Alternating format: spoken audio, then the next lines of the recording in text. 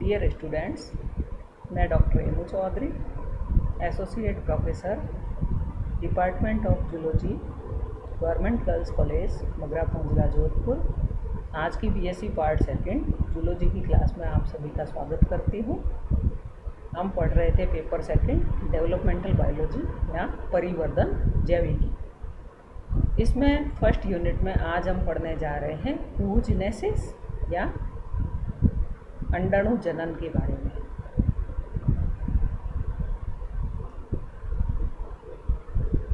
जैसा कि हमने पढ़ा था स्पर्मेटोजेनेसिस में या शुक्राणु जनन में, शुक्राणु जनन की प्रक्रिया टेस्टिस में या वृषण में होती है, तो उसी प्रकार से oogenesis की प्रक्रिया फीमेल्स में ओवेरी में या अंडाशय में होती है।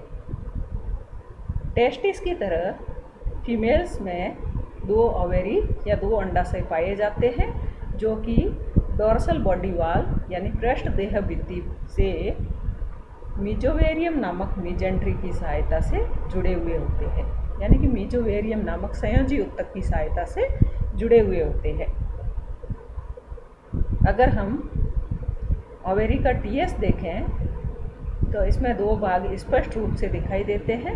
बाहर वाला भाग कोशिकीय भाग होता है और अंदर वाला भाग जो है वहाँ पर ब्लड वेसल्स और नर्वस टिश्यूज़, इसके अलावा कनेक्टिव टिश्यूज़ वहाँ पे दिखाई देते हैं। तो बाहर वाले भाग को कॉर्टेक्स कहते हैं और भीतर वाले भाग को मेडुला कहते हैं। तो कॉर्टेक्स वाले रीजन में जर्मिनल एपिथेलियम उपस्थित होती है और इस जर्मिनल एपिथेलियम के द्वारा प्राइमरी फॉलिकल्स का फॉर्मेशन किया जाता है। ये प्राइमरी फॉलिकल्स आगे धीरे धीरे वृद्धि करते हैं। इसके द्वारा सेकेंडरी ओवम या मैच्योर ग्राफियन फॉलिकल का फॉर्मेशन किया जाता है। पर मंथ या प्रत्येक महीने में एक ग्राफियन फॉलिकल का निर्माण होता है और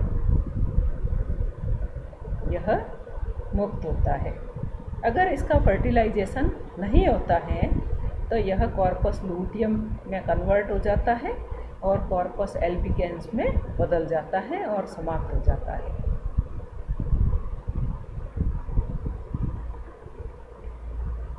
स्पर्मेटोजेनेसिस के समान ही oogenesis में भी 3 प्रावस्थाएं पाई जाती हैं। अंडाणु जनन में 3 प्रावस्थाएं पाई जाती है।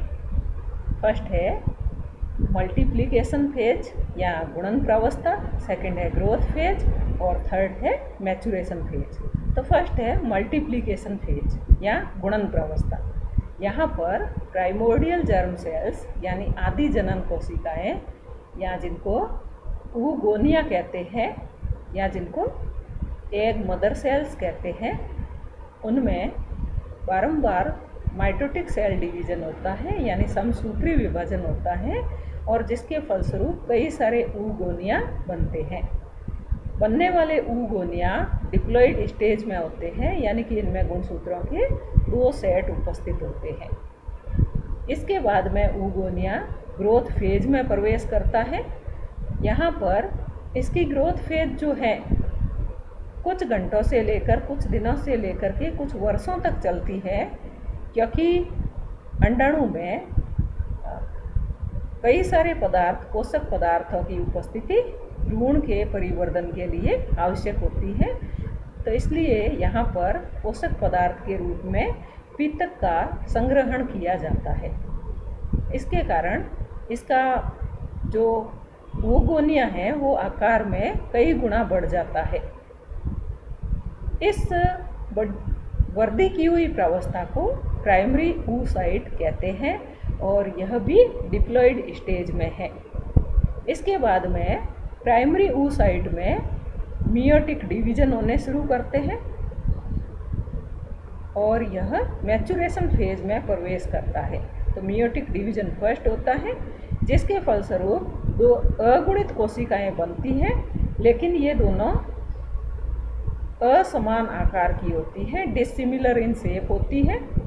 इसमें से बड़े आकार की कोशिका को सेकेंडरी oocyte कहते हैं और छोटे आकार की कोशिका को फर्स्ट पोलर बॉडी या प्रथम ध्रुवीय काय कहते हैं।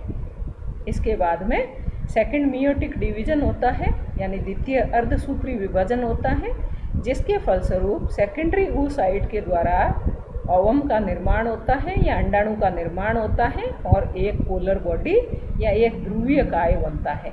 इसी प्रकार से फर्स्ट पोलर बॉडी में भी मियोटिक डिवीजन सेकंड होता है और इसके फलस्वरूप दो पोलर बॉडीज बनती हैं। तो इस प्रकार से एक अंडाणु के निर्माण के साथ साथ में कुल 3 पोलर बॉडीज बनती है। अब यहाँ पर स्पर्मेटोजेनेसिस में और oogenesis में क्या डिफरेंसेस हैं उसके बारे में बताया गया है। जैसे कुछ बातें इसमें लिखी हुई नहीं है, लेकिन मैं आपको बताना चाहूँगी कि स्पर्मेटोजेनेसिस की प्रक्रिया आफ्टर प्यूबर्टी यानी तरुणावस्था के बाद में शुरू होती है, जबकि oogenesis की प्रक्रिया जो है वो फीमेल एम्ब्रियो में तभी शुरू हो जाती है जबकि वह डेवलपमेंटल स्टेज के 8वें सप्ताह में होता है, यानी कि 8 वीक के एम्ब्रियो में ही शुरू हो जाती है oogenesis की प्रक्रिया। और जब फीमेल चाइल्ड का बर्थ होता है तो उसमें बर्थ से पहले उसमें प्राइमरी फॉलिकल्स की संख्या जो है वो करीबन 3 से 4 लाख होती है, लेकिन जन्म के बाद में उसमें करीबन 50,000 प्राइमरी फॉलिकल्स एक्टिव रहते हैं। बाकी वाले प्राइमरी फॉलिकल्स या प्राथमिक पुटक जो हैं वो नष्ट हो जाते हैं और इस घटना को फॉलिक्यूलर एट्रीसिया कहते हैं या पुटकीय जीर्णता कहते हैं। तो पहला अंतर तो यह कि स्पर्मेटोजेनेसिस की प्रक्रिया आफ्टर प्यूबर्टी शुरू होती है और oogenesis की प्रक्रिया बर्थ से पहले से ही भ्रूण में शुरू हो जाती है।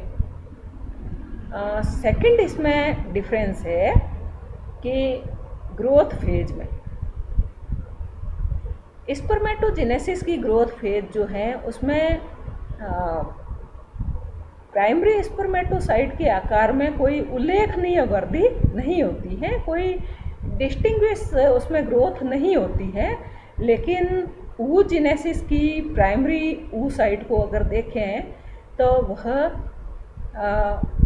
oogonia की तुलना में कई गुना आकार में बड़ा हो जाता है और इसमें कई सप्ताह का या कई सालों का समय लगता है।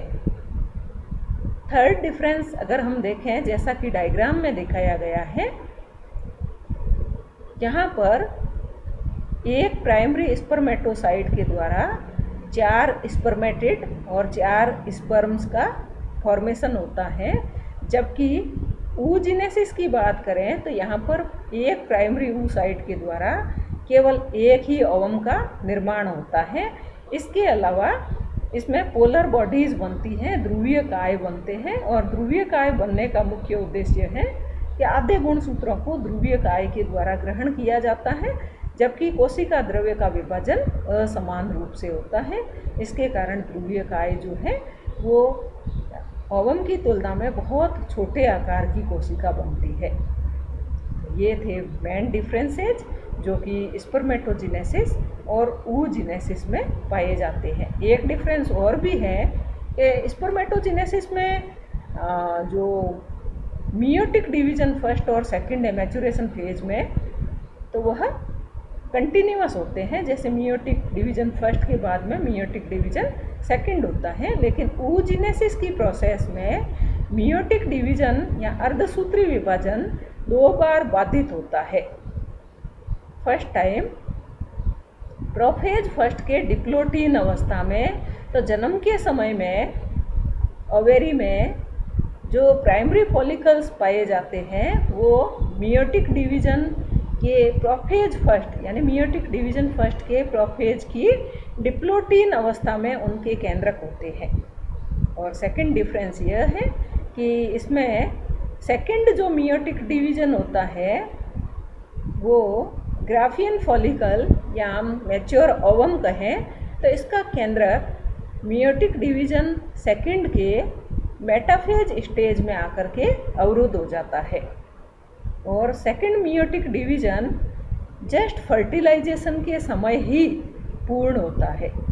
तो oogenesis की प्रक्रिया में मियोटिक डिवीजन 2 बार अवरुद्ध होता है, जबकि स्पर्मेटोजेनेसिस की प्रक्रिया में ऐसा कुछ भी नहीं होता है। तो यहाँ पर 2 बार मियोटिक डिवीजन अवरुद्ध हुआ है।